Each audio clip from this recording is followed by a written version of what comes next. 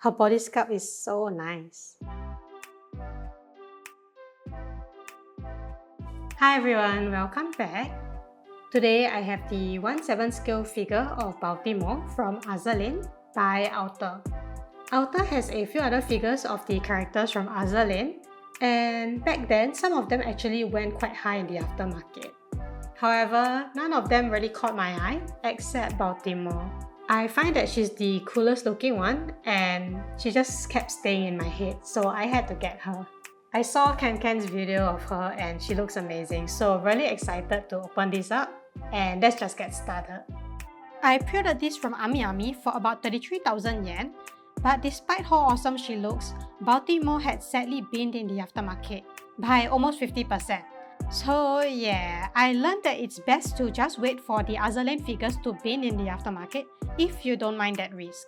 Anyway, I received this figure back in March 2023, so she has been sitting in her box for more than a year until I finally opened her up in 2024. Yep, this recording was from back then, so it took a while for me to stitch this video together. Well, I'm glad the video is done. As for the box, it has a simple military tactical kind of design, with a window on the front and sides. The photos of the figure are also featured on the box. Anyway, opening up this box and taking the figure out, the inner side of the box has a nice blue gradient color with hexagon patterns.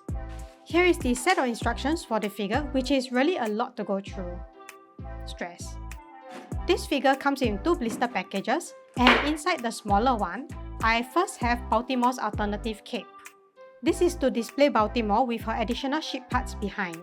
Next, I have her alternative arm as well. This is followed by this component to hold the additional ship parts up. And lastly are these 2 metal support rods, which are sadly essential.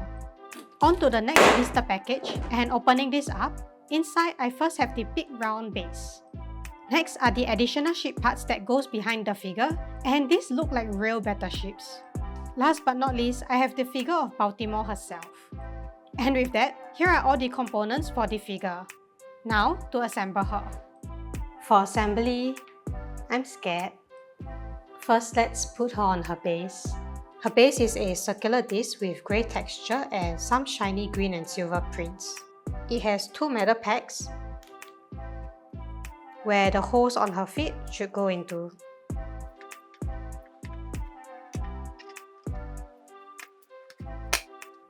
Okay, that went in pretty well. She fits perfectly into the pegs. Now apparently her torso can be taken apart, so that's how I'm supposed to remove all this plastic.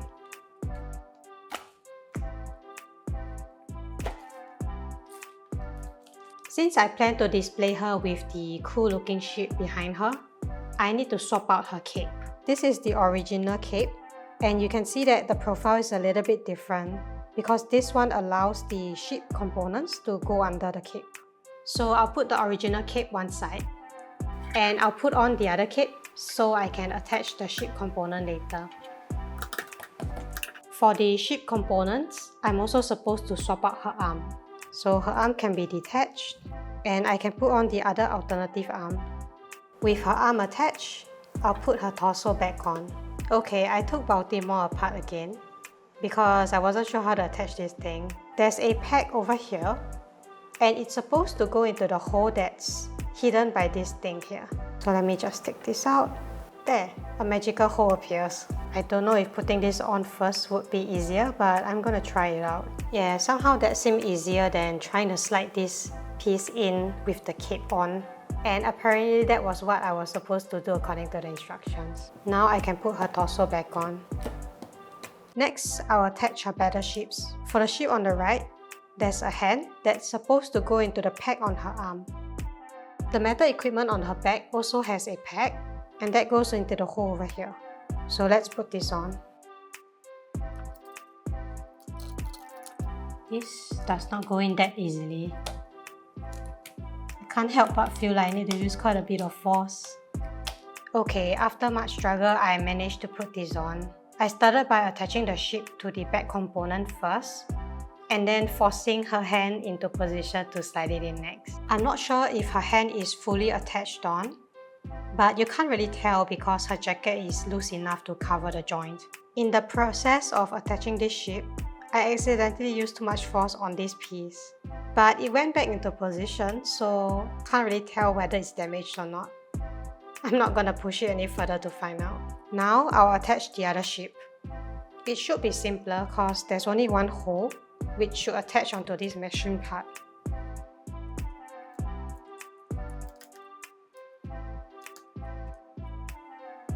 And that's it. Now for the last accessories, I have to attach these support rods. The longer one should be supporting this ship, and the shorter one should be for the other ship. After some struggle, I managed to put the support rods on. This one is supposed to clip onto the handle on the ship, and this shorter one is supposed to support the edge of this ship. With that, I have the 1/7 scale figure of Baltimore from Azur, manufactured by Azur, fully assembled. And despite how painful the assembly process was, she looks so amazing. Her body sculpt is so nice. And her outfit, so cool. I really love how her face is done. It's quite accurate to the promo pictures. Her hair, although it's short and simple, is really detailed. She's got a little bit of pleats at the fringe, and it's very nicely sculpted. There's some shading to her short hair, where it's darker at the top and becomes lighter towards the edges. It's a little bit transparent looking and looks quite nice. For her outfit, I really like her blue jacket, which is green on the inside with some green stripes at the sleeves. It also has her name scattered over it. It's super detailed. It has so many straps, buckles, and metal looking parts. And the way they sculpted her abs, so good looking. Although there's a cheaper version without this whole mechanism behind, I had to get this mechanism because of how cool it looks. And the best part is this piece moves. They also put some metal chains on it and hopefully it doesn't rust over time. Moving down to the base, it's quite interesting looking. Not a simple black disc, and it's got a matte texture. And I quite like the shiny green and silver prints that they have on it. And best of all, she fits quite snugly into her pack, so that's really good.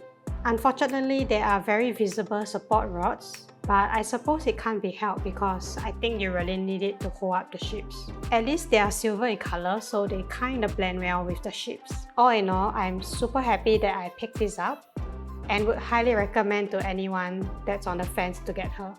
And that's all for today's video.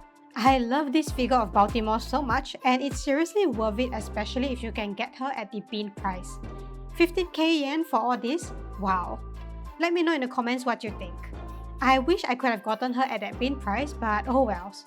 I guess it's best to wait aftermarket for this kind of game figures. Anyway, if you enjoyed what you saw, don't leave a like and subscribe with notifications to stay tuned to more videos. Until then, I'll see you next time. Bye bye!